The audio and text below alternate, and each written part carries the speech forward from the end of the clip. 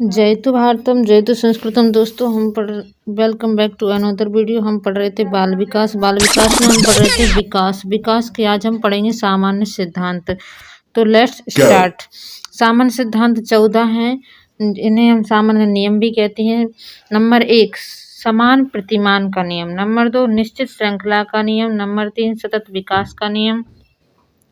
एकीकरण का नियम, मानसिक पूर्वानुमान का नियम, परस्पर संबंध का नियम, निश्चित दिशा का नियम, सामान्य से विशिष्ट का नियम, व्यक्तिगत भिन्नता का नियम, विकास में भिन्नता और अंतःक्रिया का नियम। ठीक है, निकट से दूरी का नियम, चक्राकार या वर्तुलाकार नियम, वंशानुक्रम व वातावरण का नियम। तो ये थे हमारे 14 नियम। अब 14 नियमों को हम एक एक करके पढ़ लेते हैं।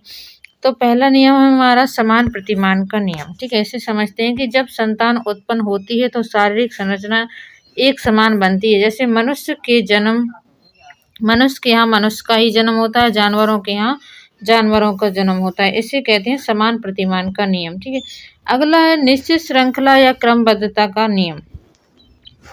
विकास एक निश्चित क्रम में होता है, अर्थात इसकी एक निश्चित श्रृंखला होती है। नंबर 3 है सतत विकास का नियम। इसको लगातार जीवन पर्यंत के नाम से भी जाना जाता है। विकास की गति कभी तीव्र तो कभी मंद होती है, अर्थात विकास रुकता नहीं है बल्कि लगातार होता रहता है, भले कम हो ज्यादा हो लेकिन होता रहता है। ठीक है, अगला है एकीकरण का नियम। जब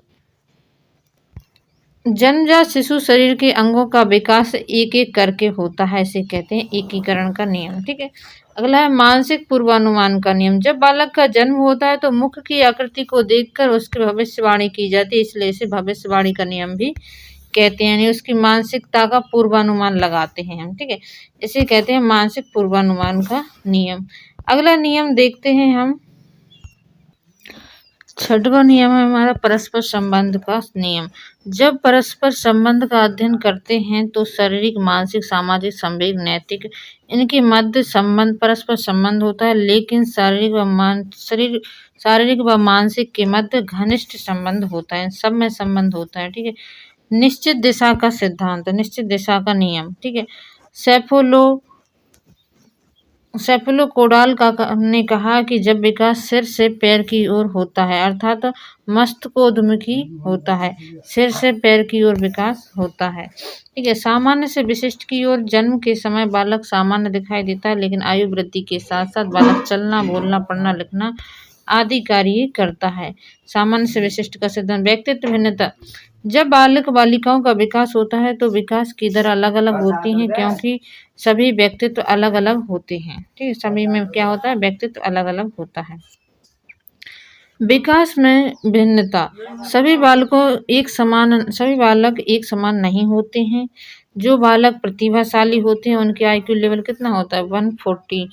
ठीक है, प्रतिभाशाली होते हैं उनका विकास तीव्र गति से होता है, लेकिन जो बालक मंद बुद्धि होते हैं उनका विकास धीमी गति होता है। उनका IQ लेवल कितना है, 80 से 89 तक। ठीक है, अंतःक्रिया का नियम। जब बालक देखकर, सुनकर, ज्ञानेंद्रियों के माध्यम से अपना विकास करता है तो इसे अंतःक्रिया का नियम कहते हैं। निकट दूरी का नियम, इसे केंद्र से परिधि का नियम भी कहते हैं। जब रीढ़ की हड्डी से हाथ पैर की शिराओं में वृद्धि से केंद्र की दूरी होती है।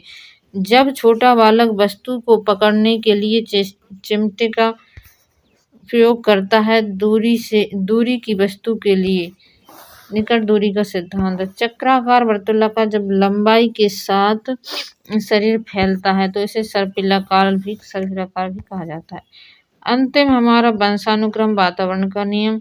विकास में वंशानुक्रम वातावरण का गुणनफल के रूप में प्रभावित होता है, ऐसा किसने कहा था, वुडवर्थ ने कहा था। ठीक है, अगला हम पढ़ेंगे विकास को प्रभावित करने वाले कारक। कुछ कारक आपके सामने हैं, तो मिलते हैं हम आपको अगली वीडियो में। जब तक के लिए जय श्री राम, वंदे मातरम, भारत माता की जय। Thanks for watching, bye bye, take care. Video को लाइक, चैनल को सब्सक्राइब कीजिए। See you next video.